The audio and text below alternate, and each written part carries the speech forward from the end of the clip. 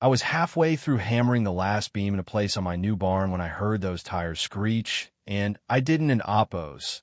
To even have to look up to know it was Margaret Vance in her silver SUV, probably doing double the speed limit in our quiet 25-mile-per-hour zone just to come tell me how to live my life.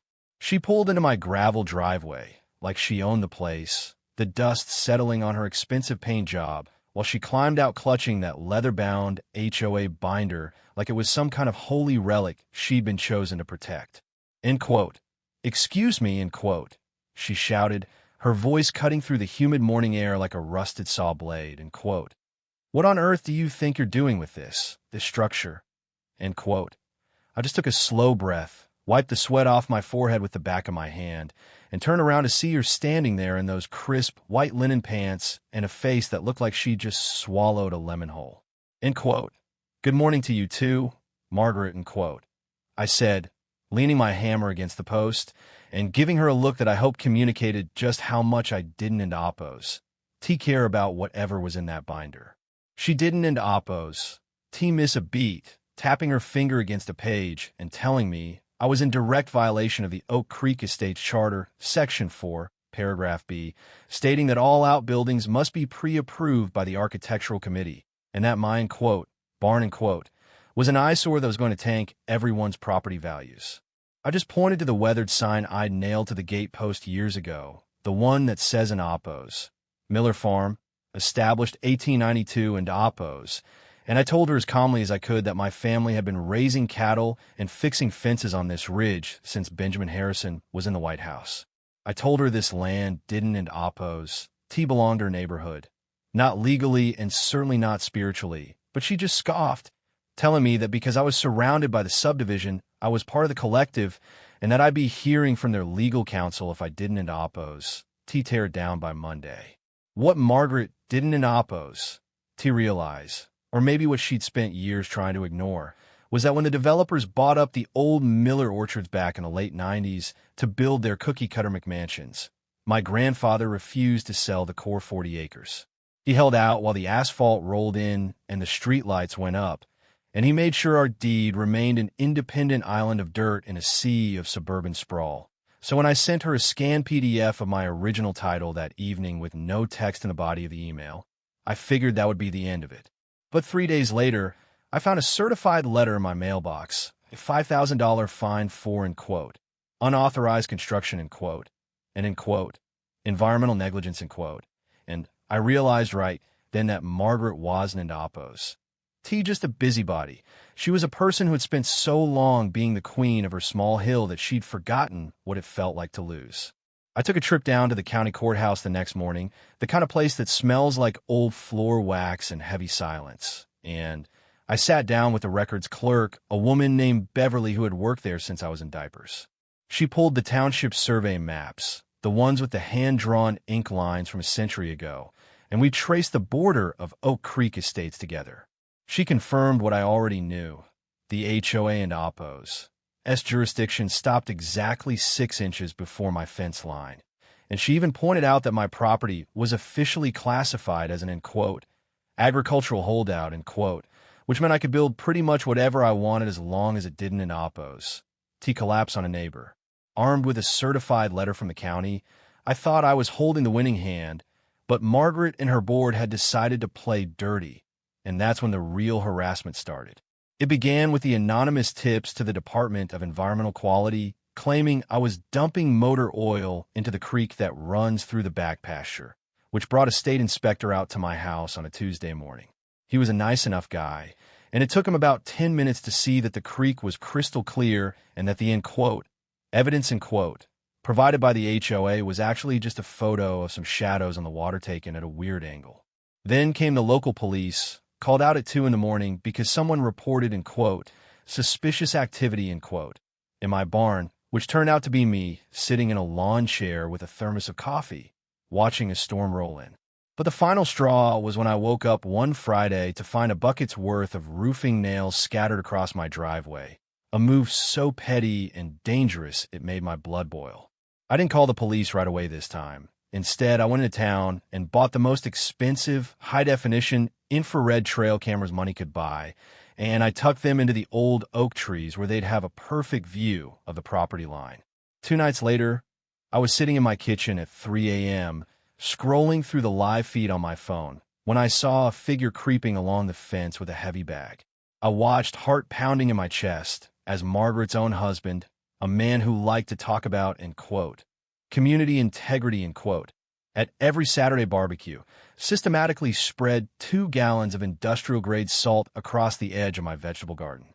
He was trying to kill my crops, trying to ruin the very dirt that had fed my family for 4 generations, and he was doing it with a smug little smile on his face that the infrared light captured in terrifying detail.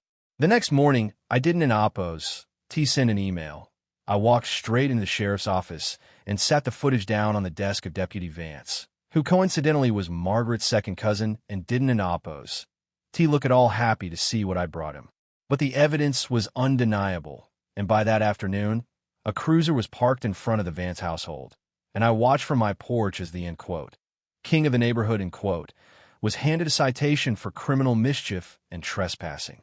You'd think that would be enough to make them back off, but some people are like cornered animals. The more you trap them, the harder they bite, and a week later, I received a notice that the HOA was suing me for, end quote, defamation of character, end quote, and, end quote, intentional infliction of emotional distress, end quote, because I'd shared the footage with a few of the neighbors who had also been bullied by Margaret. That was when a woman named Elena, a retired auditor who lived 3 houses down from Margaret, stopped by my barn with a plate of cookies and a very interesting look in her eyes. She told me she'd been watching the board's spending habits for years, and that something didn't in oppose. T add up, specifically the, end quote, legal defense fund, end quote, that seemed to be growing every month despite no active lawsuits.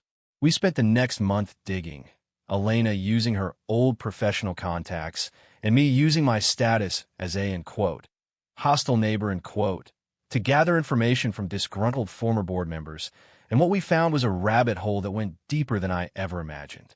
It wasn't oppose, T just a power trip. It was a financial racket where Margaret and her inner circle were using HOA dues to pay, end quote, consulting fees, end quote, to a company owned by her brother-in-law, a company that didn't end oppose, T actually have an office or any employees. We found nearly $80,000 in missing funds over 5 years.